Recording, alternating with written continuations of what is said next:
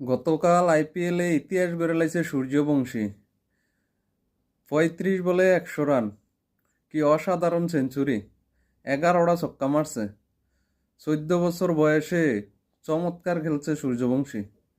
ইতিহাস, এ হলো খেলোয়াড়, আইপিএলের ইতিহাস। করিম জান্নাতের একবারে ৩০ রান, কি ফিন্ডান্ডা ফিডাইছে আফগানিস্তানের করিম জান্নাত রে। ফিডাইয়া জাতু বানাই লাইছে, ৩টা ছক্কা ৩টা চার।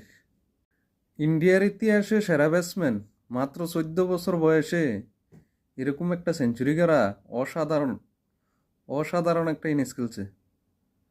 কালকের খেলাটা যারা দেখছে সূর্যবংশীর, তারা কইতে পারবো এই হলো খেলোয়াড়। মাত্র ১৪ বছর বয়সে ৩৫ বলে সেঞ্চুরি করা অসাধারণ, চমৎকার, ইতিহাসের সেরা।